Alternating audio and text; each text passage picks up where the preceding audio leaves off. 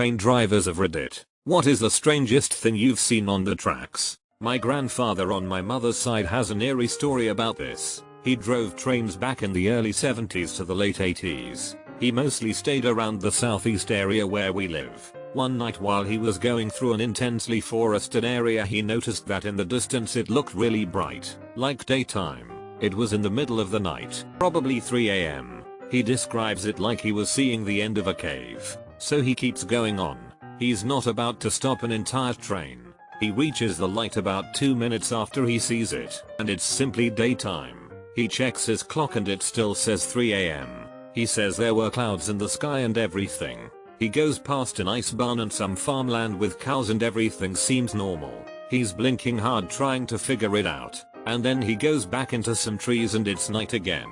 Never happened again. He did travel through that area again during the day and nothing seemed out of place other than the barn seeming a bit more weathered and there weren't any cows, but that could just be because it was a different barn. Old barns are common out here. He isn't a superstitious person.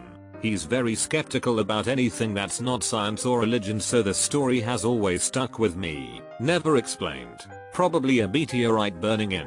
If the size and trajectory was right, they can be like a giant flare lighting everything up. I work on the railways in the UK, mainly in the northwest of England, and I've seen some strange. First would be years ago, doing some work near Liverpool when I get a shout from a mate to come and have a look at a fake skeleton that someone had thrown over the wall. Turns out it was a real skeleton of a man who had escaped the psychiatric ward of the nearby hospital 10 years before. Second, doing some devegetation work in a place called Parbold, cutting everything back to the boundary fence which is then supposed to lead onto unowned council-owned woodland.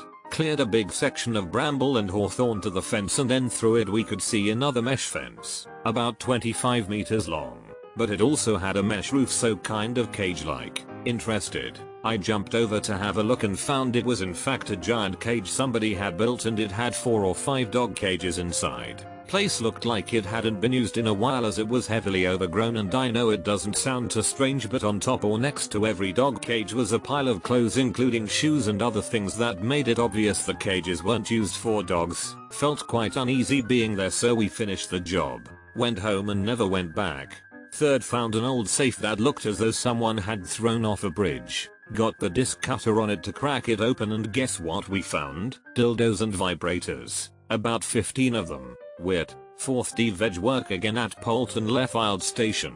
Cleared an overgrown area of railway land ready for a new loop line to put in. One of the houses at the back of this land had claimed it for themselves to extend their garden. Found they were using this garden extension for a sizable weed crop. Obviously I ain't no snitch, so I kindly let the fella know his crop is about to be replaced by railway track and that he should move it ASAP.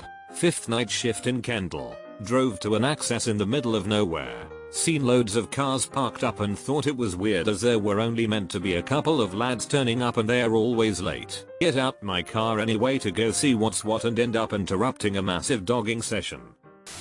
The human unicorn of Chicago. It's a guy that would bend over next to the passing trains with a broomstick sticking out of his porta potty truck getting into an accident with a semi hauling toilet paper. You used the wrong formula but got the correct answer. The only railway crossing in New Mexico where there's no signal reception of any kind. A Dunno truck randomly broke down on the track. We eventually got it moved, but the train felt a little light when we started moving again. Turns out someone stole a bunch of chemicals from one of the tanker cars. Just so crazy. Who thinks of that? I've been driving trains for about 10 years. The most memorable would be 2 male peafowl on the track doing some sort of a dominance display. Very pretty birds but a shame to hit them. I'm guessing the train won that dominance display.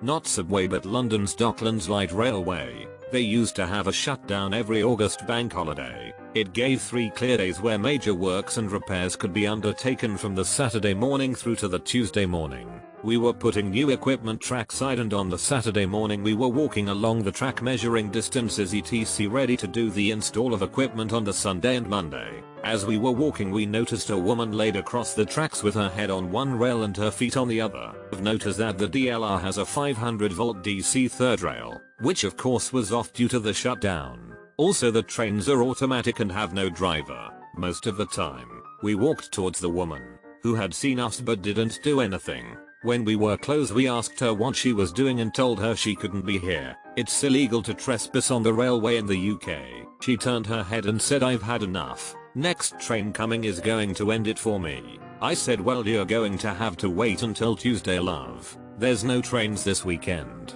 She got up and stormed off complaining about bloody trains. Dildos. Random.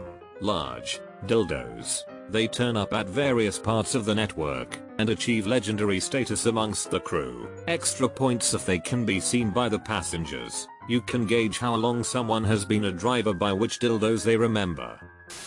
15-year-old roader here. I once saw a homeless guy getting a blowjob from a toothless addict next to the tracks in Nashville. Also one I didn't personally witness but used to be a common occurrence just north of Birmingham, Alabama, was a lady who would stand next to the tracks in a trench coat with a photographer, and when the train was going by or right before, would get completely naked for a photo shoot. Another legend is the Chapel Hill ghost light in Chapel Hill, Tennessee. Supposedly, a long time ago a conductor got run over by a train and decapitated. Now, after a train goes by, a mysterious light can be seen going down the tracks and even cross from side to side. Legend has it, it is the conductor looking for his head. I've never seen it since it is only after the train goes by that it comes out. My uncle swears that he saw it multiple times back in the 70s or 80s though. Not so strange but memorable. We went on school trips by train maybe a dozen or so times, mostly to museums and the like. We always were excited when we passed a certain city, because right after the station there was a brothel right next to the tracks. The windows were facing the trains and there were always women sitting in the windows, smoking and talking to each other in various stages nudity. That was boring and nobody cared anymore once students hit age 14 or so. But before that you could see conversation stop and teens craning their necks once we left that specific train station just to get a glimpse on some boobs. After that it was back to business as usual.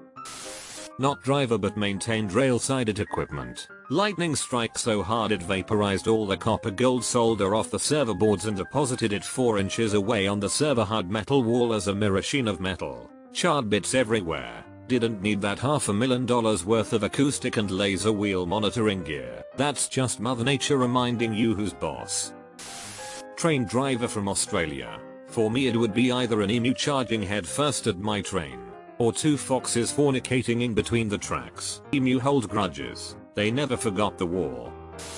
Not a train driver but former Wendy's employee who needs to share my story. Closing up at 11 PM, co-worker goes out for smoke and comes back freaking out. There was a naked homeless guy laying in the middle of the track next to the store screaming like he was in pain. This track is often used as it runs straight through town. Anyone heard of Ottawa, Illinois? So many trains. So we called the cops and he was completely unresponsive to them, still screaming.